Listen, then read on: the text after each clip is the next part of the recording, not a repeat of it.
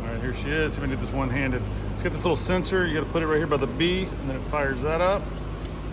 Same way to turn it off.